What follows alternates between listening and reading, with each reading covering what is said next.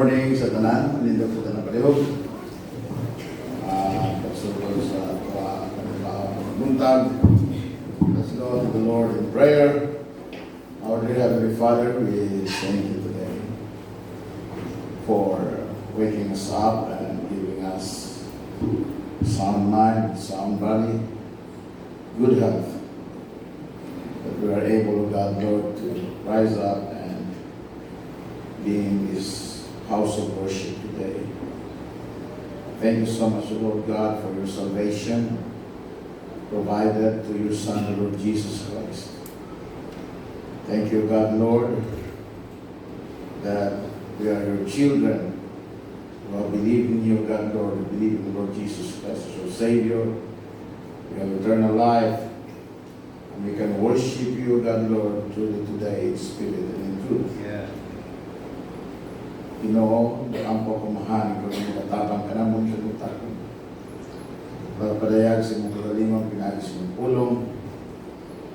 And may we adhere to your words, O God, Lord, because your words are life, their spirit, and their life, their truth. Ako na lang pamahan, Ginoo, Lord. Ikaw, Ginoo, mag-imo sa mong kabugot kung sa mong taliwala today.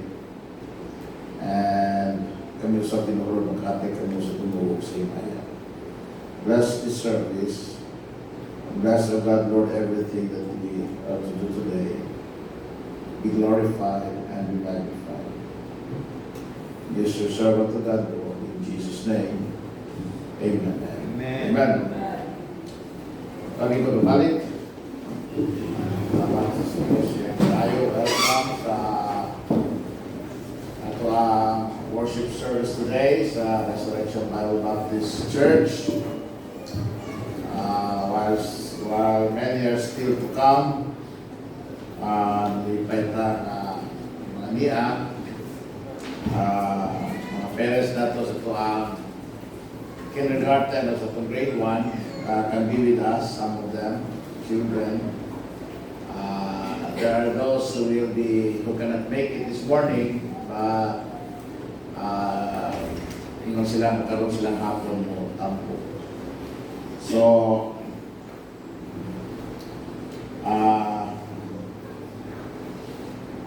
ato ang tawon ang panalangin sa Diyos nining kabuntagon na alang kanato.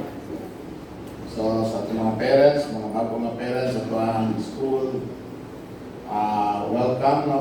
This is your first time. This is Resurrection Bible Baptist Church. So, welcome. Sa ato ang mga daanan ng mga estudyante, parents, welcome back. No?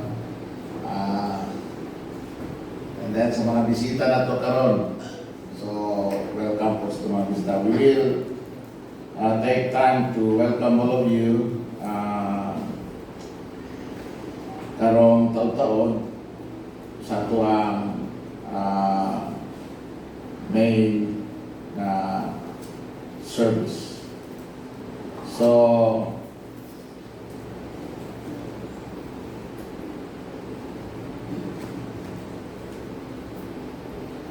we had our Sunday school sa nakalabay ng mga Domingo about the mind of Christ. Ingon man ang pulong sa Ginoo, let this mind be in you, which was also in Christ Jesus. So, kini nga hunahuna na iya ni Kristo Jesus, kinahanglan mauusab kini ang hunahuna nga maiya sa anak sa Dios. And we have studied sa milabay ng mga Domingo na ang hunahuna na iya ni Kristo is a spiritual mind. So, wala nga pag Ginoo gani ang natuan ang kabubuton gani sa Ginoo sa Dios. May atong isgutan o may atuan ang panitaos ng kinabuhi. wala may labot ang mga material na butang o kalibutan. Mga butang kini nga iya sa kitasan. So, muna nga pag niata sa church, we are expected to have spiritual minds. Sabi na kung ikaw anak na sa Ginoo. So, we mind spiritual things. No? Kung nakakaana na iyan una ni Kristo. And not only that, ang nauna na iyan ni Kristo is a right mind. A ready mind, a resigned mind, and a renewed mind. Muna yun sa pulong sa Ginoo. A renewed mind. Okay? Nangaingon ang pulong sa Ginoo sa Romans chapter 12. But be renewed.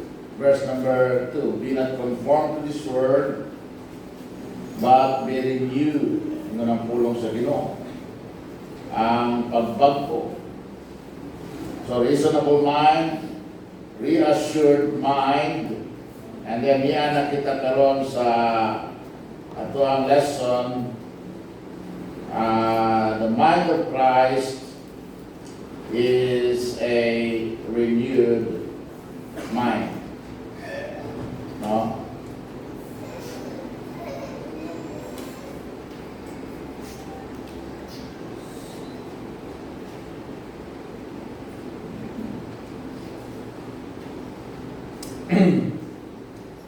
A ready mind and a renewed mind. So, yung Bible sa Romans chapter 12. Be not conformed to this world, but be transformed by the renewing of your mind, that ye may prove what is the good and acceptable and perfect will of God. So, what's in a renewed mind? Ang naa sa renewed mind is kanang mga maayong utang. So, wala ang mga dautan na butang siya mga una. Renewed mind. No? And then, kanang mga acceptable. No, sa buta na, kanang mga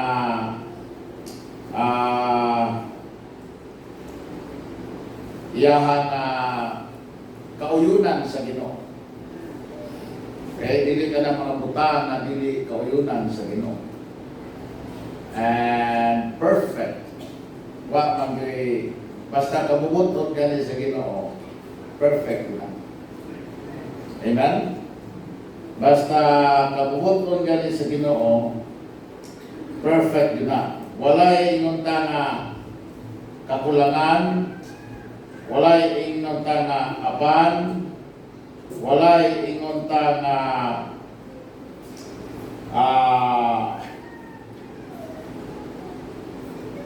sukwahi or wanting, no?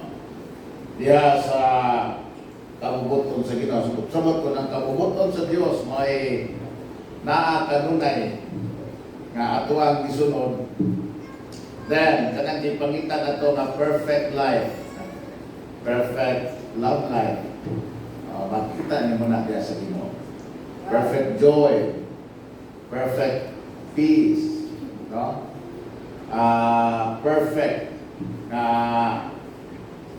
tawag na ito nga purpose sa Ginoo sa itong kinabuhi. So makita na nato diya sa Ginoo. Masunod nato na diha sa Dios. So, usa sa mga butang nato ang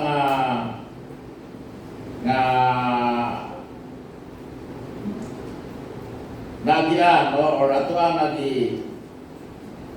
tunan is that in order for us to be really pursuing sa kanang ginawatawag na to, one, ato i-desire ba, kabubuto sa itong kinabuhi, sa Ginoo sa itong kinabuhi, kinala doon na tayo kitawag distinct hunger.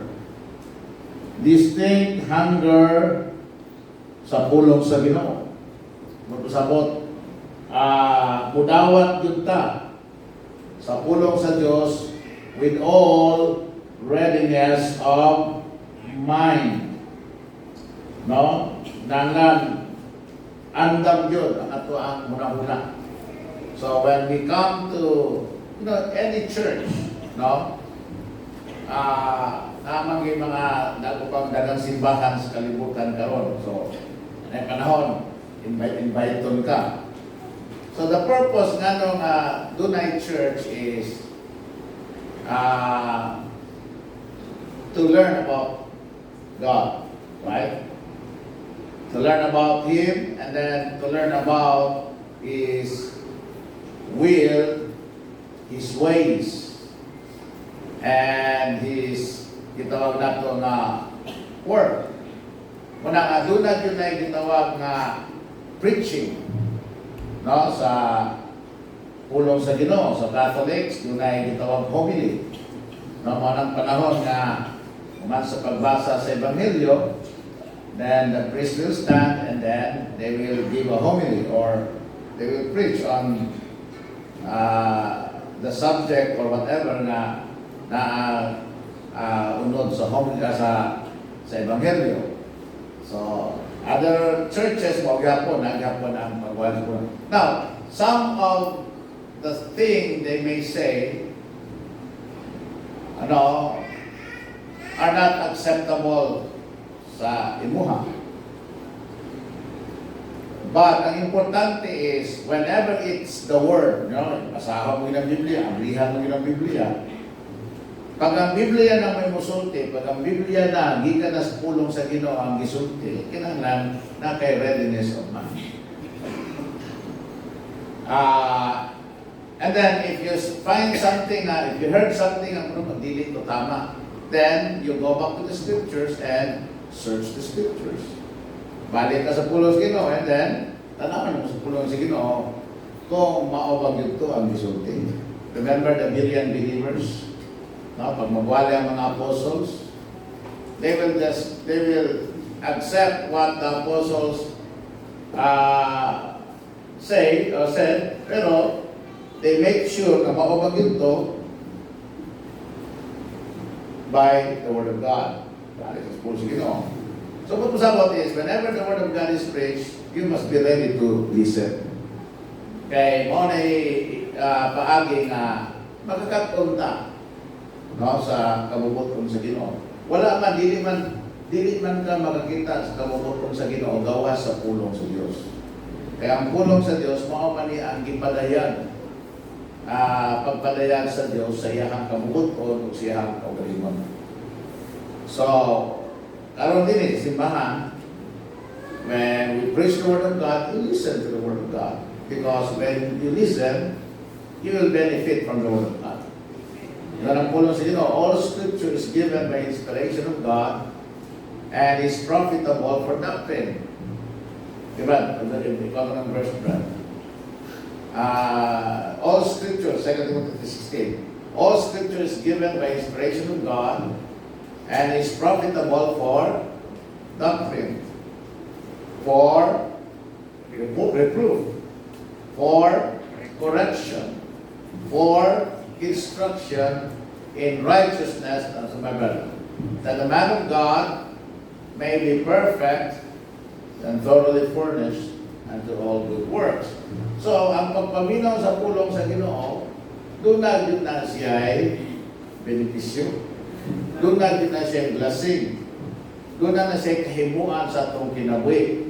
As far as God's will is concerned. As far as how to live a life that would please God, would be pleasing to God. As far as learning how to do good works, no? Because wala man kung siguro yung usa nato din nga dili gusto i-please ang Ginoo sa iyang kinabuhi. No? Siguro naa gani tinguha. Naa gani paningkamo. Kaya lagi gusto kitang tanan mo-enta diya sa Ginoo, right? Kisa may gusto din nga hindi ka matay na to, dilit na sa Ginoo, dulo. ibabya mo katuloy. O ibabya ta nga kung dili ta sa Dios mo padulong, at yun ta sa yawa mo padulong. Because there's nothing in between. And, I don't know, ang akong concern din dili kung sa gitutos lain. Ang akong iso concern din is kung sa gitutos sa pulong sa Ginoo. And in the Word of God, there are only two destinations sa tao after he dies. And all this destination, both of these destinations, natuwa sa tao is final. When you go to heaven, after you die, there you are for all eternity. But sadly, if you die, then ato ka sa impyerno, it will also be all for all. It's going to be also for all eternity. Para naghahanto na yun sa way katapusan. Dito na kung yun ka wala na. Ang heaven is about that glory, joy, no? Presence of the Lord. Tanang kasakit, tanang problema, wala na dito. Tanang kautan, wala na. Because it's already heaven, there's the presence of God. Sa impyerno, puro na nakasakit, silot.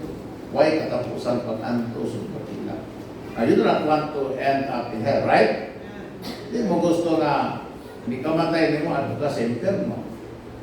Kung gusto nyo na ito, hindi ka matay na ito, ato ka sa langit. No? So, muna na, sa imong nahuna, maningkamot ko, kay nadili ko maghimog tautan. Kay gusto na kong kauban ako ang Ginoo. Hindi ko gusto nga mato ko sa impyerno. Right? Diba?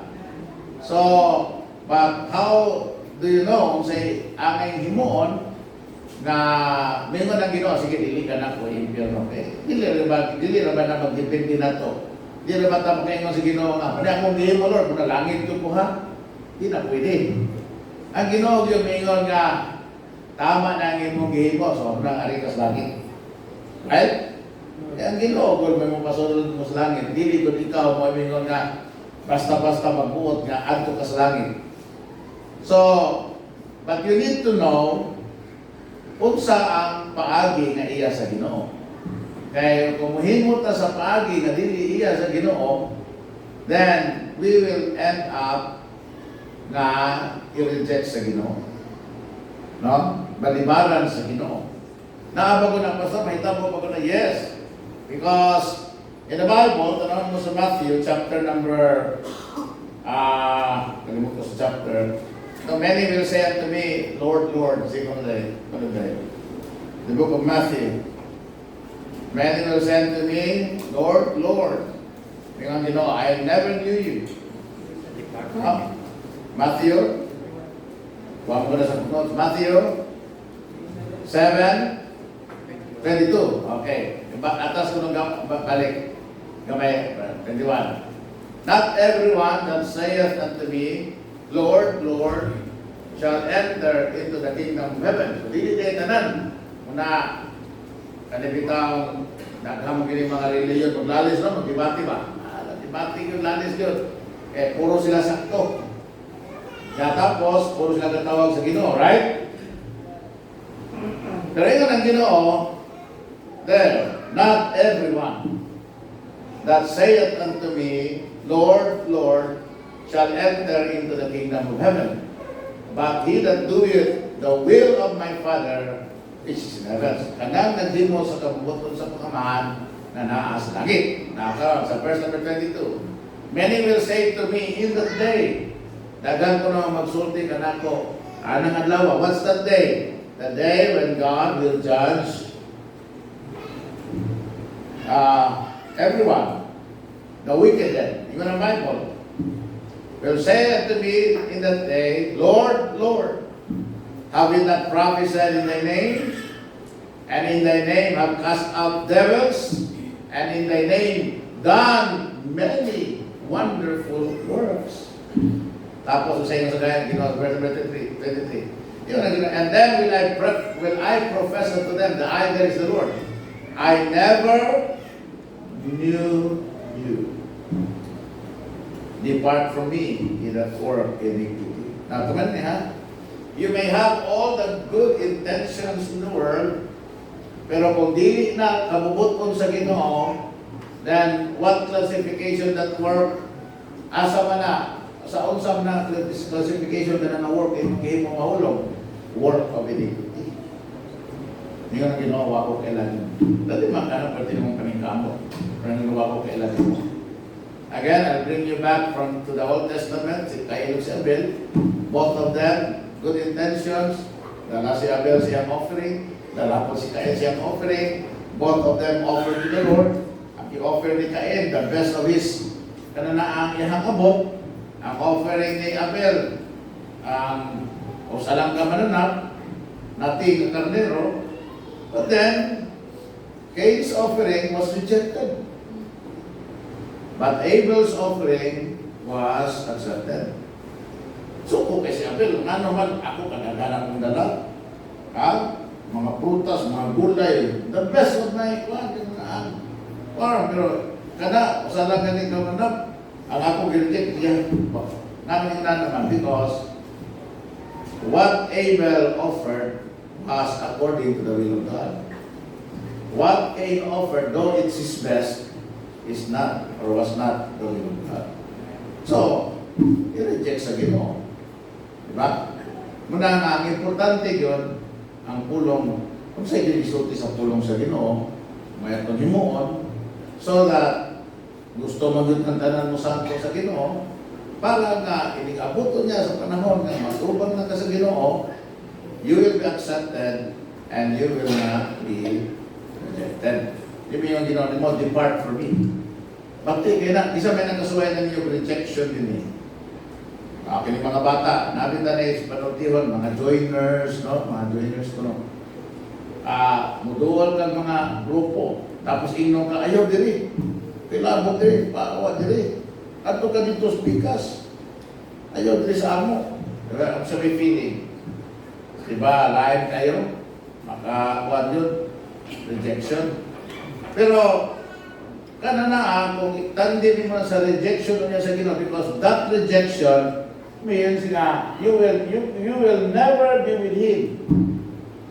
Di nagyug ka, mahitipon ka niya because you are already rejected. So, you will be out of God, out of heaven, dito ka sa inferno, eternity. May mga ginawa na. So, kinahanglan nga, ang imong mind ready sa pulong sa Ginoo. Now, ang benefit sa pulong sa Ginoo is, it will teach you the things that you need to do. No? And then, it will, ingon ang pulong sa Ginoo, it will give you faith to do it. Ang pulong sa Ginoo, maghatag nimo og pagtuo.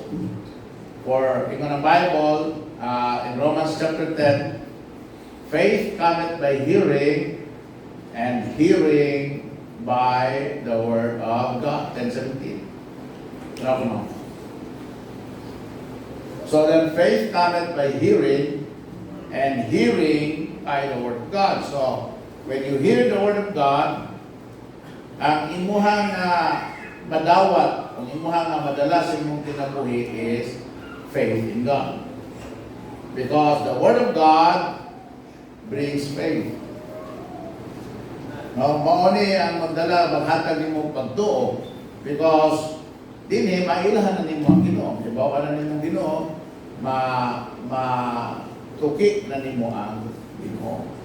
So, ingon ang pulong sa Ginoo, ang kinahanglan doon na kay ready mind to listen to the word of God. So, kinahanglan doon na kay itawag nga kahamog. And then, magpakita ka og hunger sa pulong sa Ginoo, no? So, dawato na to ang pulong sa Ginoo. Ato ang patalingugan ang pulong sa Ginoo. Ato ang tagaan o bili ang pulong sa Ginoo. Ang pulong sa Ginoo, puro ginakamatauran, walay bakat na. Ang pulong sa Ginoo, maog yun na siya ang gitawag nato na perfect revelation of God's will. So when you read the Word of God, magtudlo din mo na o sa imong buhaton. When you are ready to accept the Word of God, maghatag din mo na ang pagtuo sa Diyos. And then when you are ready to listen to the Word of God, it will lead you to God's perfect will sa imong kinabuhi. Why? Because the Word of God is God's revelation of His perfect will. No? Muna you can prove what is the good and acceptable and perfect will of God. No? So, ala kay nag-hunger yun ka, wala kay nag-hunger ka, nag-hunt po ka sa pulong sa Ginoo. Ikaw nag-seeker ka ba? Seeker. How many of you here, ay na lang magtubag, but just kananaan sa iman lang kung galing, examine yourselves. How many of you here are really seeking God sa imong kinabuhi? Do not lie to yourself, because lying to yourself will not help you.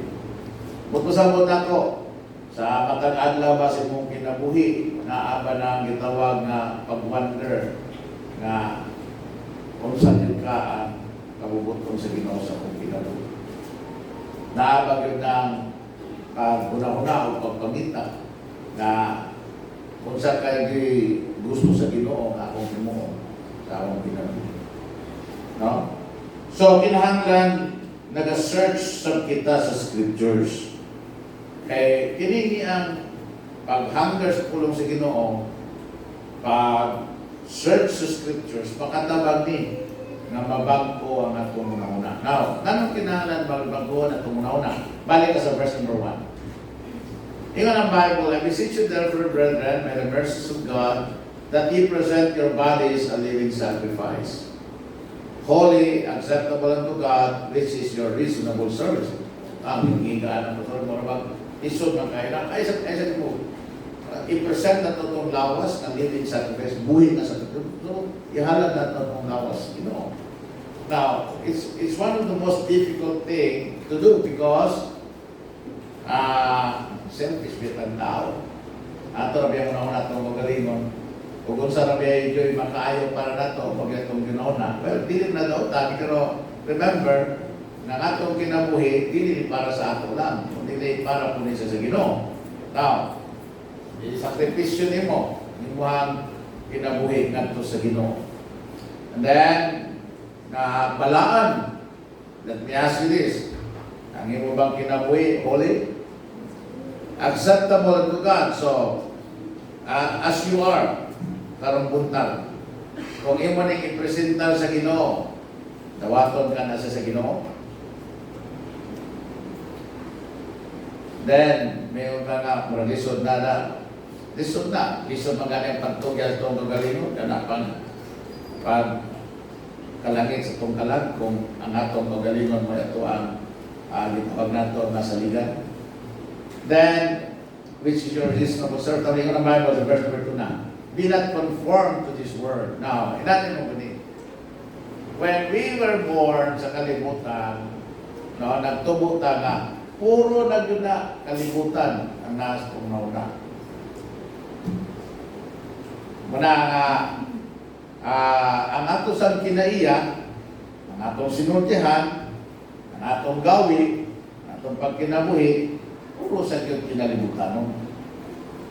Tamsara kayo ng mahimutan spiritual, no? Kung makasimba lang, konting simba lang, nakapag-iuban na, musimba lang birthday, ang uban makasunod sa simbahan, kung naiparinti nga mamatay, or siya nag-iuban mamatay, iagyo mo yung simbahan.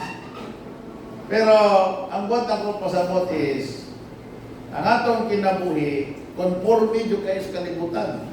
No? Di ba no? Kuhan dyan, kung sa'y iyas nyo, kung sa'y usos kalibutan, kung sa'y usos kalibutan, kung sa'y urog sa kalibutan, mao gina. Mao gina. So,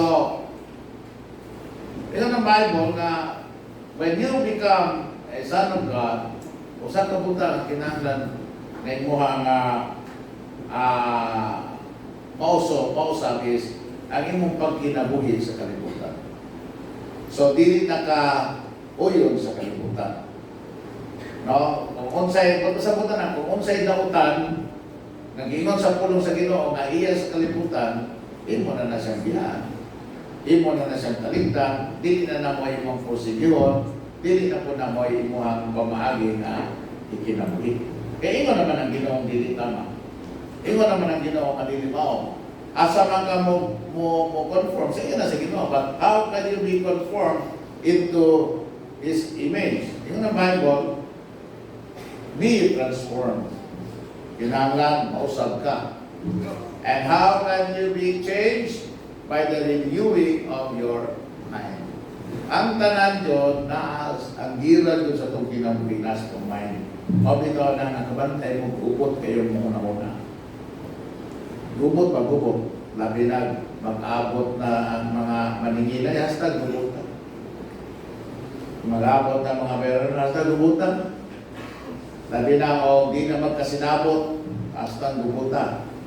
No, na sa mind. So, in order for us na maundang sa pagkonform sa kalibutan niya, makonform to sa Ginoo, kinahanglan i-renew na to ang mind.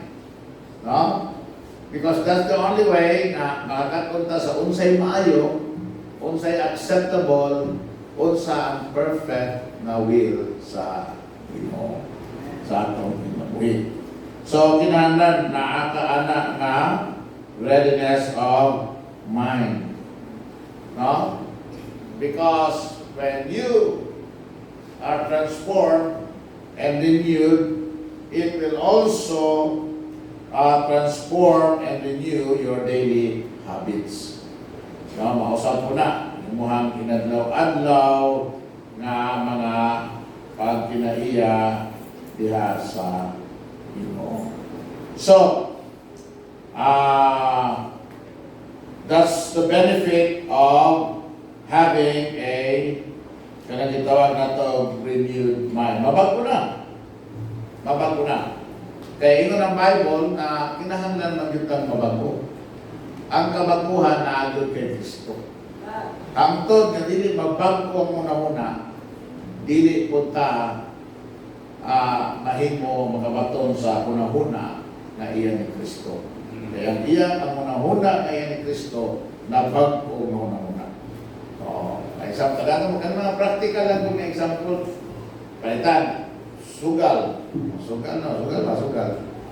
Kung ang imong una-una iya sa kalibutan, doon ay sugal nga dautan, doon na po yung sugal nga hindi dautan. Karon biyan na ron. Nandata ng mga sugal nga hindi dautan. Kanang luto. Di man ko na dautan ang luto. Kanang lasto, hindi mapagdadautan ng lasto. Ang dautan ka ng hantak, kanang baraha, kanang sabong. Diba na? Pero actually, tanang sugal dautan because ang root cause is greed. Ano na ang kadalo o kahapong. Kaya nga naman sa sugal magod, gusto nato nga unsay naa niya, madaog nato maato. No? So, pero og dili renew din mo mind, okay na. Total, basta di lang mamatay na kanang luto nita, wala man nato nakita to. Wala kontra ng luto. Puro naman ta bitayaan na. Ang ato ang bitayaan na kanang tsansa. Pero still it's kanana ang not the will of God. Kay ang will sa Ginoo, in order for us to have money or be able to buy things is, first of all, hard work. That's work. Aron ta makakaon. Aron ta makaprovide itong pamilya. Aron dili ta kapangawat. Aron dili ta inunta pamintaha. That's work. Then, be able to provide for our need, for the need of our family. Mao ginang bubuton sa Ginoo. Pero pag dili mo usab ang una-una na, ang banang sugarol, ang nila pag yung una-una na, kanang sugal, trabaho po yun. Kaya may nagtrabaho ang sugalan. Banon? Wala natin example po, kining inom. Puro man dyan mo, naman dyan mag-inom din eh. dili ko yung kontrata mo kay mo kinsa mong inom din eh. Pero mahisgutan na to ni kay ingon sa Bible. Iba mo ang Bible ha, ingon ang Bible ang vino is kananaan makailan. No? It's wicked. Kanang bitaw makakuan sa muna muna kasagaran sa away, kasagaran sa gubot, kasagaran sa kananian bingkil naagyod sa taliwala sa inom o pag-inom. Naghanap kayo na, hindi naman siguro na ito nga elaborate pa na kung ang bana ulit nagiging sa inom, away yun na. Kung dili away, kung asawa pasensyoso, mapailubon, yun lang. Ano? Pero kung way pailog, suko, labi na kung ang iinom, fildo, kaya kasagaran na ba? Pantayin ako niya sa statistics, ang taas na sales sa vino, kanang tingswildo. Kanang tingswildo. Kanang Sabado, kanang swildo weekly, ay usog kayo. Halin kayo ang na bisyo. So, kung mausap ang imong muna-muna, bahay ni Ana, may mga ka nga, dili man makadaot, basta gamay lang. Basta imo lang yung ibutang si mungkian, di lang yung imo ibutang si muhang una-una. So, tiyata mo no, kanang vino tinuod na, iniginom mo na kaingon si mungkian, pero ang espiritu sa vino kaingon si mungko.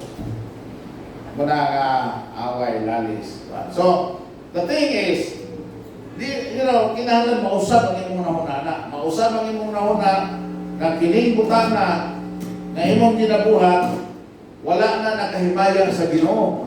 Dili na kabubuton sa Dios. Dili na makalipay sa Dios. Dili na makahimo kanimo nga acceptable sa Ginoo. So you need to be transformed. And how? You need to be renewed. And how is your mind renewed? By the Word of God. Kaya dinhi sa pulo sa Ginoo, may bawaan nimo. May rason. Kung ako raman kung may mingon nimo nga bay ayo nag-inom, may rason ka. Di ba? May rason ka. Kung mingon nimo nga ayaw na pamabay, may rason ka. Kaya ako raman nag-ingon nimo. Kinsa ragod ko. Wa man ko'y authority sa imong kinabuhi. Although I'm a pastor, siguro, kung maminaw ka na ko, may influensya ko nimo. Pero ang akong influensya sa imo is only kung ikaw maminaw na ko. Pero sahay magod, ang tanaw na to sa tao sahay kay mingon man tana, mas bright mataanan niya, mas kamao mataanan niya, mas nasayod tas itong kagalingon kay kaniya. Pero panalitan, sultihan na mo, pag ang Ginoo na may musulti nimo, bisag unsa pa imong katarungan, bisag unsa pa nimo kamaayong mga tarungan, bisag unsa pa ka kamayng laki mo palusot, di yo ka makalusot. Kay ang Ginoo sakto kanunay. Pag ikaw na ang Ginoo may mag-istorya, ikaw mo'y sayo, ang Diyos mo'y sakto. When God says in His Word, that's not good, that is bad, that is wicked, you ought to turn your back away from that. You need to change your ways. You need to change your belief. You need to change the way you think. Then you need to do that. Kinahanglan din mo ng Ginoo. Because if not, ang imuhang tinuha na may mga acceptable sa Ginoo, di ginamit mo. Maparehas ka sa ingon niya sa Ginoo nga bawa dire, bawa sa mong tubangan. Kaya wala ko makaila kanina.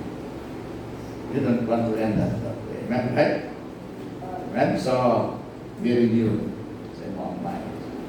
So, how? Mag-start ko na sa imong pagdawat kay Ginoong Jesucristo ng imong malulubos.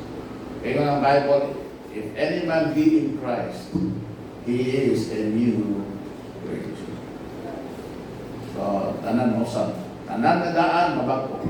Ang tanan, mulamay. Mausap diya kay Ginoong Jesucristo. And when you are changed, Bible said, you will now know what is the good and acceptable and perfect will of God. So, nindot na ang imuhang kinabuhi. Dili na usik ang imong kinabuhi. Dili na sayang ang imong kinabuhi. Dili na mabaliwala ang imong kinabuhi. Dili na mahimong vain ang imong gihimo. Ano man? Because ang imong gihimo, kung saan may gisulti sa Ginoo. Kaya, mao man yan. According to this man, what is acceptable? According to this man, what is good? According to this man, what is perfect? Okay, so, diyan ang taputo, manindot ang tanang kaliw. Then let us go to the Lord in prayer as we prepare for the dedication service sa pamamunataan. Father in heaven, we thank you, Lord God, for the short lesson in imong kabuntagon. I pray na, Lord, nagtabang ni to prep up the minds and the hearts of our visitors today sa paimong pulong Ginoo. Ako nagampo mahal, ikaw Ginoo dumala ka ng padayon. Santa ikaw din magpatuliwala o Ginoo Lord God magpadanat sa imong pulong sa mga kasing-kasing niya ikaw Ginoo. I pray everyone of God Lord will have an honest and humble heart of God Lord.